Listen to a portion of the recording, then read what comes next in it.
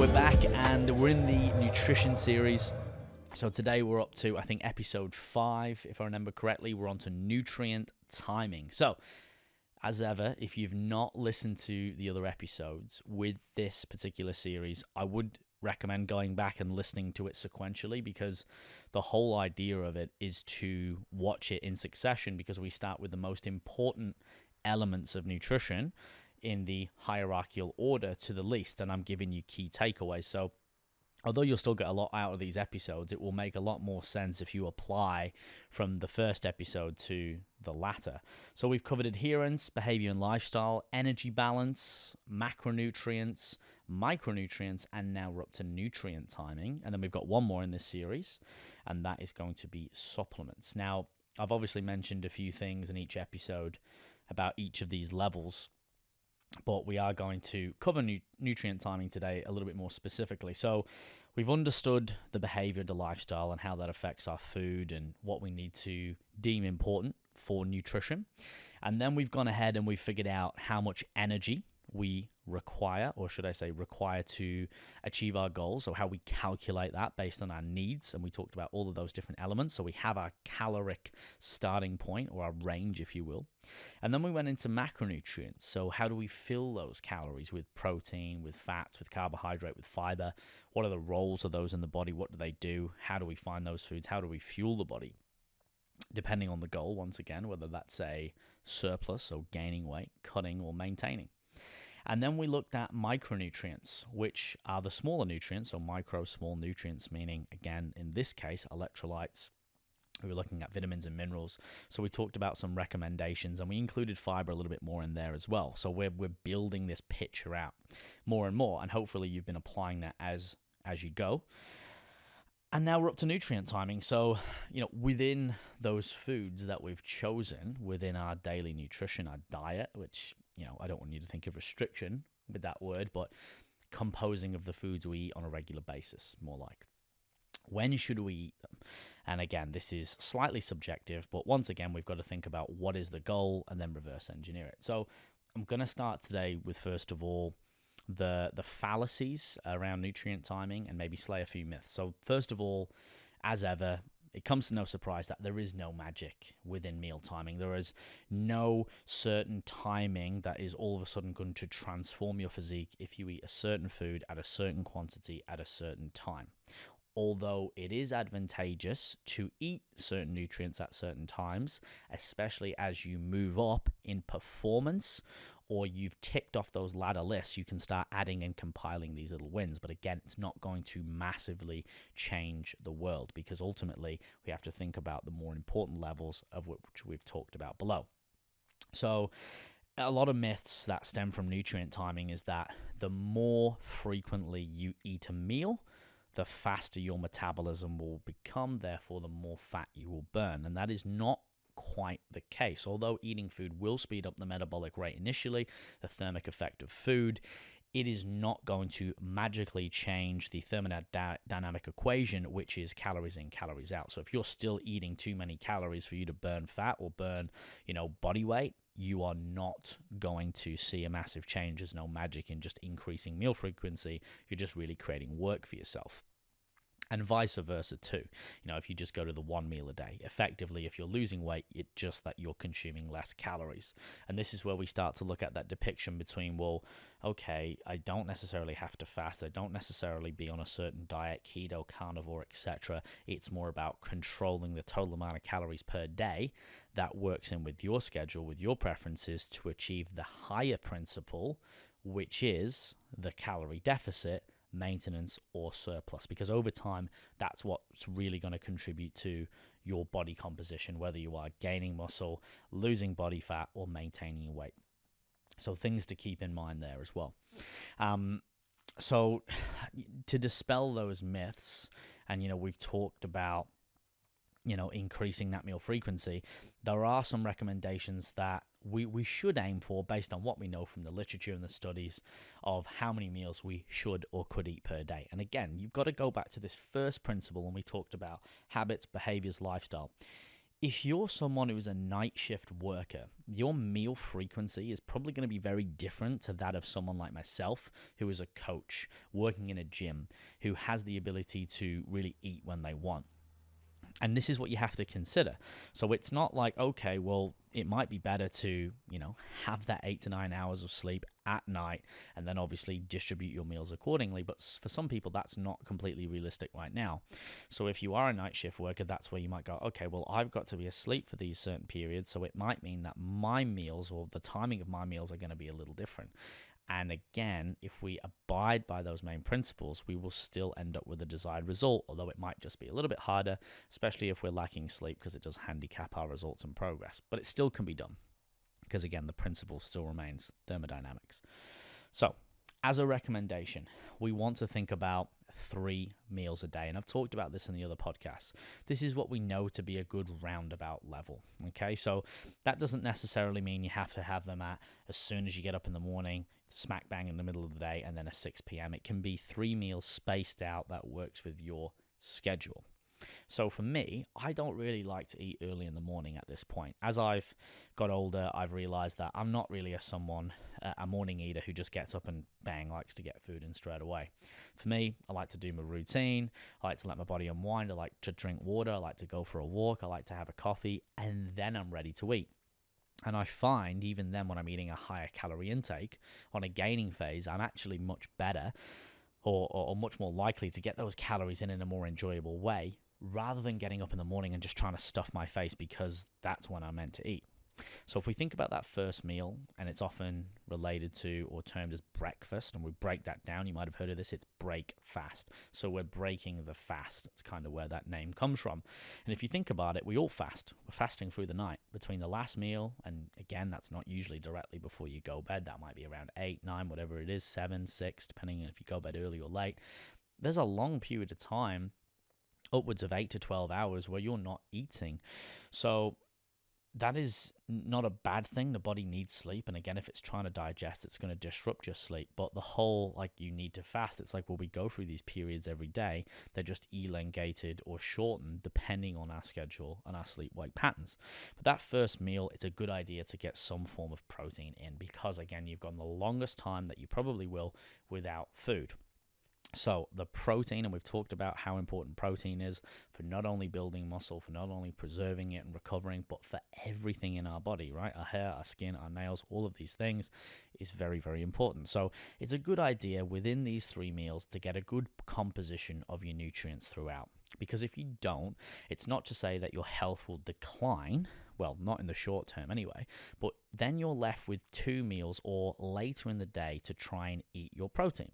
And as you may have discovered, protein can be quite difficult for a lot of people initially to get, especially if they've not been used to eating that much. And it's also, once again, the most satiating nutrient.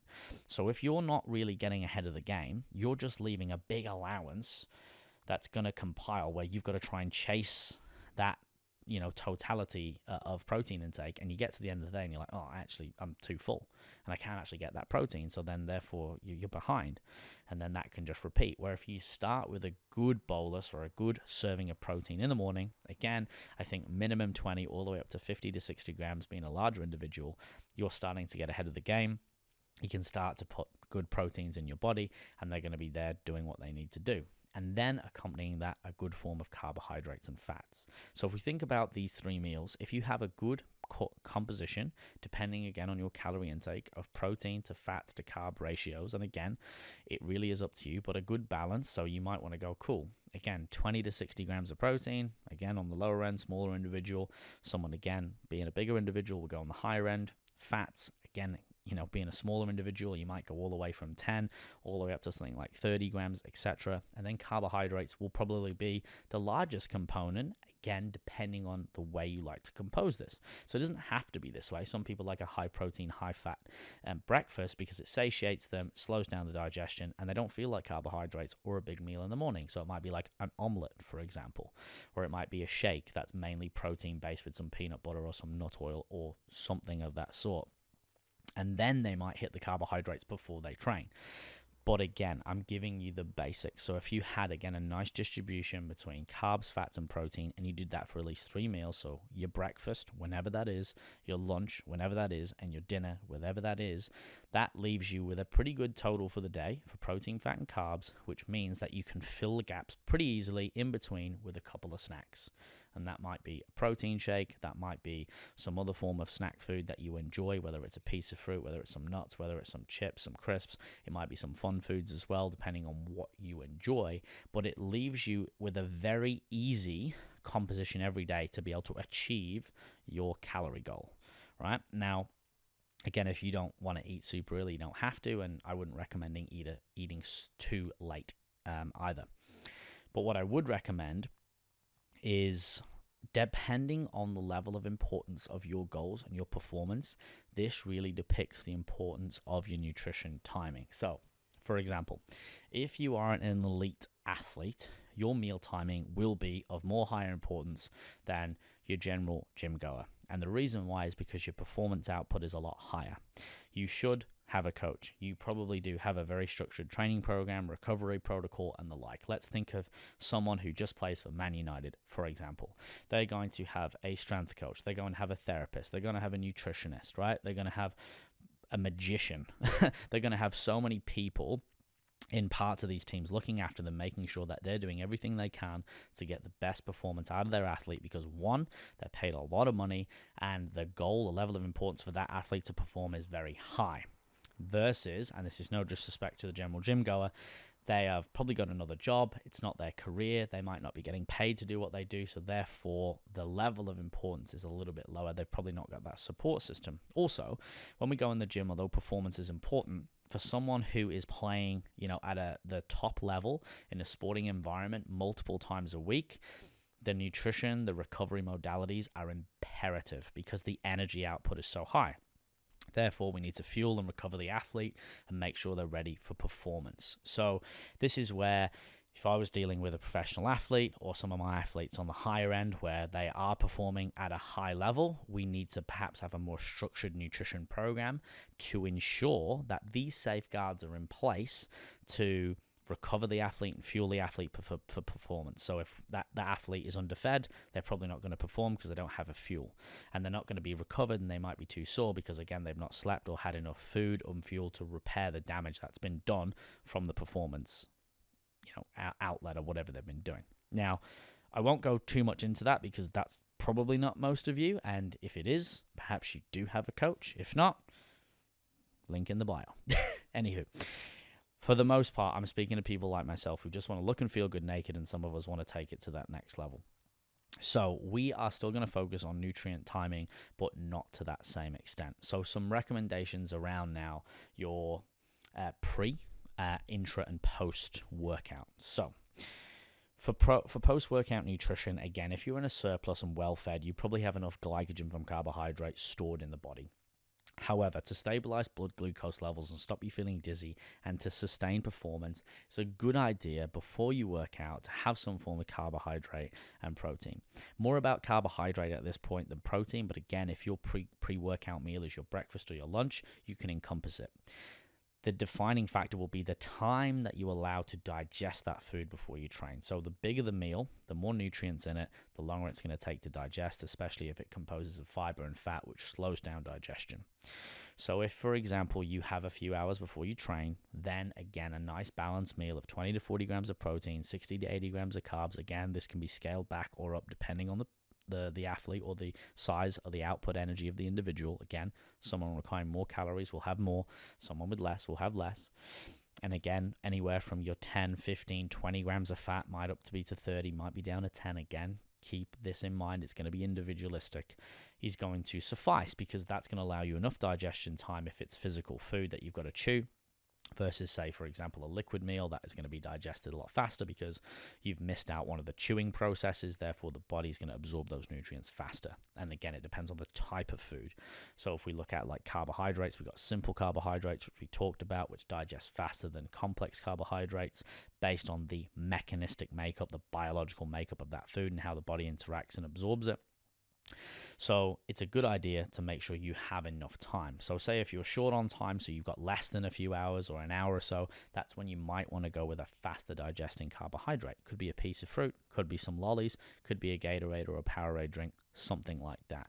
Could be some rice crackers with some honey, with some Nutella, with a banana on top. There's all different combinations you've seen, but there is no necessarily magic combination, shall we say. The deriving factor is a carbohydrate, and usually a sugary carbohydrate, because it spikes blood glucose levels and it stops us from sort of feeling a little bit how we doing, or feeling a bit tired. Sometimes we feel drained, we're not prepared enough, we're not hydrated enough. That's another big one as well. Or we've not had enough carbohydrates or sugary carbohydrates in the system before peak performance. The higher the performance, again, the more important the nutrient timing and the totality of nutrition around the performing athlete.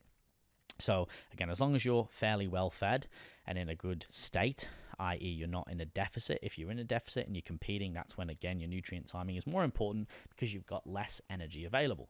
And that's where you'd really want to plan that out and go, okay, well, here's my breakfast. I'm going to be training at 12. So say my breakfast is at 9 or 10. I'm going to have my pre-workout meal at 11. And that might be, again, because you're hungry, you want some satiety. It might be some rice cakes and some honey. It might even have some salt on there as well. Sodium helps deliver water to the muscle, and potassium as well with the bananas and things like that. Good for a good pump, but there's no need to necessarily water load or deplete. And again, that's a story for another time when we talk about comp prep. So hydration as well, making sure that water's in. We say 3 liters a day, but again, it's going to be individual to you as the athlete, as the individual, depending on the environment and the performance. Now, when we talk about this is sort of during the workout. Honestly, for strength-based athletes and for bodybuilders, for most of us, we don't need much, if anything, because we shouldn't really be training more than 2 hours at a time. It's not an endurance-based sport, and if you think about the time you're lifting in a workout, it's probably less than about 30 minutes of lifting time. You might have 2 minutes rest, and you do a lift for maybe a minute. And we're not doing what we call concurrent, which is continuous training. For an endurance athlete or an athlete who's doing concurrent training, means the heart rate is consistently elevated. That's when we would look at supplementing with some fast digesting carbohydrates from perhaps a sports drink, a Powerade, a Gatorade. We might use extreme carbs in the form of dextrose, maltodextrin. These are all carbohydrates that are fast digesting, that we can have in liquid form, that are going to digest and be absorbed into the bloodstream, which is going to sustain our fuel, but also lower the perception of fatigue. And we'll talk more about like caffeine and other things in the next episode too. So again, if you're just your gym goer, you want to improve your physique, I personally wouldn't necessarily carry around a bag of lollies like a powerlifter. I don't think it's completely necessary. Again, it may help, but it's a very small % thing. So unless you're an endurance-based athlete, I wouldn't really worry about it, as long as you're well-fed before and after your training, pre- and post-workout nutrition, and your calories are in alignment to your goal. Again, big picture, you'll be fine. Key thing then is going to be hydration, sipping on the water throughout your workout. And again, if you are at a higher level, perhaps again, put some Gatorade powder, have a Powerade, have a steady stream of glucose coming into your system. Now, post-workout nutrition, again, the higher you are, the higher level you train at, the more important all of this is, because you're ticking the list off from the lower elements to the higher elements. So now it's all about recovery. So contrary to popular belief, if you don't get in a protein shake straight after your workout, you are not going to lose muscle mass, right? You're not going to go catabolic.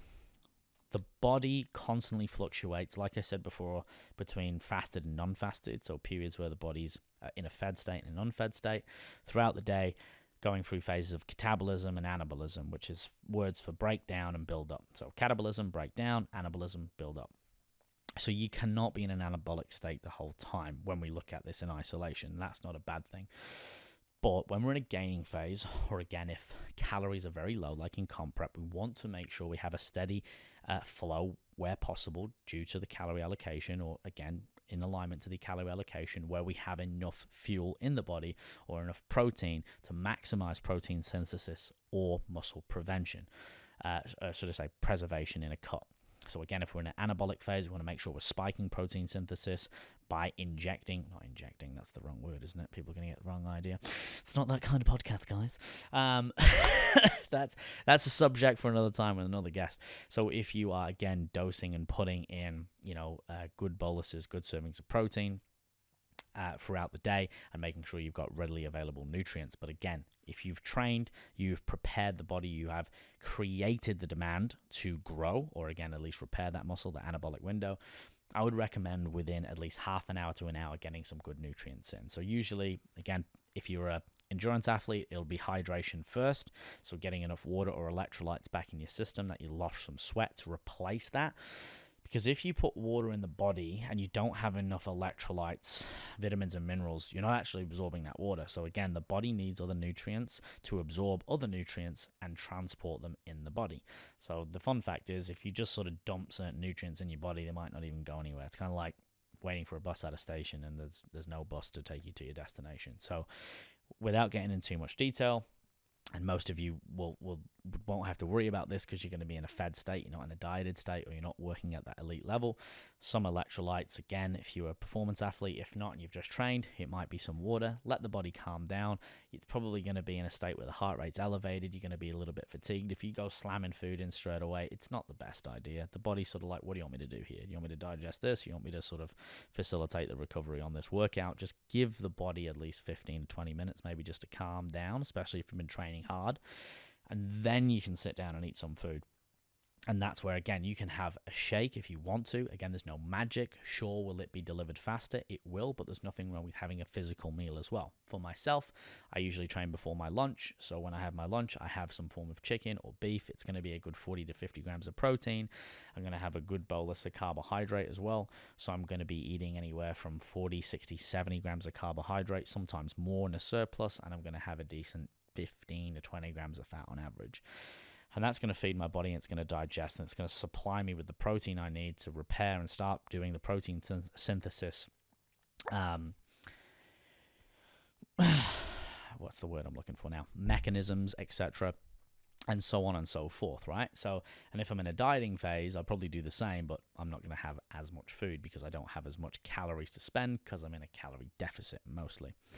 But surrounding and putting calories around or surrounding the most active parts of your day is going to be key. So the more active you are, that's when you generally want a good bulk of your nutrients around that time of day, because that's when you need them. That's when you're going to be utilizing them. You don't want to save them till the end of the day if you're someone who isn't active at that part of the day. If you train at night, it might be a little bit different. So it's all about distributing your calories and your energy around your activity levels or your training, and again, your lifestyle. So depending on when you work, etc. Some people don't have the luxury to just knock off and, go and have something to eat. And that's where if you do need something, you might bring, a protein shake with you, because you can drink, you should be allowed to drink at work, so you can still get some nutrients in.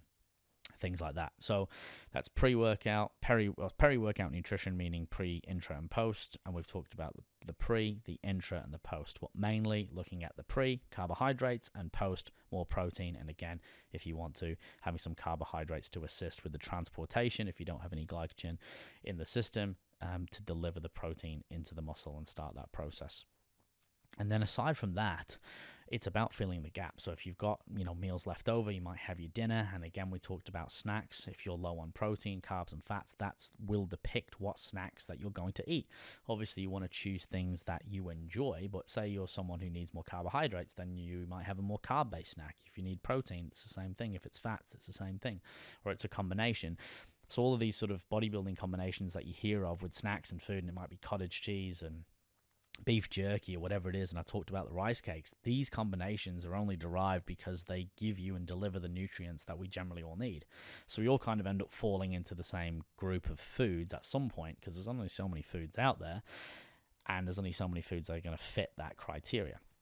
So that's kind of where, you hear bodybuilders eating these kind of foods, or clean or whole foods. It's because, well, they do the job really well, and at some point they tick all the boxes that we need. So cutting versus gaining, again, I've talked about the level of importance with this. When you're gaining, we really want to be looking at total calories and protein timing around our training. But then when we're in a cutting phase, we probably increase that protein because we want to look at muscle preservation. We don't want to lose it. And we've got less calories to play with, so we're probably going to be a little bit more strict.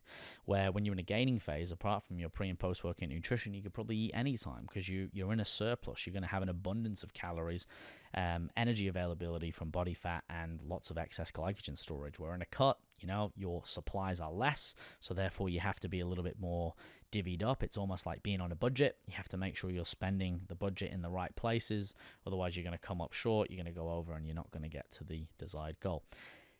Anyway, I've done a lot of talking as always, and let's just recap, because I want to keep this simple for you, although it is good to go into some detail. I hope I've not confused any of you too much, and I really want to go and reiterate and highlight the takeaways. So if you do have any questions, guys, make sure you reach out, DM, post, or contact me, and I can go over them with you a little bit more. So nutrient timing, first of all, it's more about, again, total calories. So we've got to get the total calories right, yeah? Because there's no point in getting the protein shake right after your workout perfect, but you're still overeating and doing recreational drugs on the weekend. It doesn't cancel that out. That protein shake or that nutrient timing doesn't cancel out the more important levels of which come before it. So total calories, get your total calories right first, then get your ratio of protein, fat, and carbs. Make sure you're getting most of your food from whole foods, and then you can look at meal timing. So many times when I'm trying to help people or new clients come to me, are they just eating certain foods at certain times, expecting a certain result, but they're overlooking the bigger importance of the total energy intake and also the macronutrient split, i.e. protein, fat, carb ratios. So the first one is to understand that you need to get the hierarchy right, and there's no magic in eating more or less meals. That is going to come down to your lifestyle, your hunger, the amount of calories you consume, and again, your performance goals or objectives, i.e. do you train once, twice, 3 times a day, etc. Then we talked about the level of importance. Again, same thing. If you are an elite athlete, your nutrient timing is going to be of higher importance, and you're going to be more critical. It's going to need to be more well managed, because you have a high energy output, and the level of exertion and recovery is going to be generally at a much higher level, a more critical level. Then we talked about compositions of meals. So again, aiming for at least 3 main meals, maybe 2 snacks. So it might be 5 total feedings. It could even be 6. Something that's not too less and not too much. So if you go on the extreme of any scale, it gets confusing. If you have loads of food or not enough, it just gets quite difficult. Then we talked about pre, intra, and post. Pre-workout, mainly carbohydrate loading. And again, depending on the time that you've got, you might choose a faster or a slower digesting composition of food or carbohydrate. And then post-training, making sure you've got enough protein. Again, it could come in the form of a liquid again, or it could come in the form of a meal, and accompanying that maybe some carbs and fats if it is a total meal. And if you're a high-performance athlete or endurance, that's when you might have more that intra-workout, and you might make sure that hydration levels are also fueled adequately. And then aside from that, we talked about the difference between cutting and gaining. Again, in a gaining phase, the level of importance between, okay, it's probably going to be pre and post, but every other meal, you're pretty good with timing. But when you're in a cut, it is going to be more critical to have those meals timed, because you've got less calories to spend. Okay, so I'm going to leave it there, guys. Any questions? Because again, it does get a little bit more technical on the higher levels of the nutrition hierarchy. Please DM me. Thank you for watching. Make sure you drop a subscribe. It's completely free. And perhaps share this episode with someone who will find it valuable. All right, team, until the next one, we'll see you for supplements. Of course, stay fearless. For those of you who are confused, frustrated, and sick and tired of not seeing the results that you want or deserve, make sure that you click the Apply for Coaching button in the description below and line up a completely free consultation with myself, where we can discover if it's a good fit as client and coach, and take your health and physique to the next level once and for all.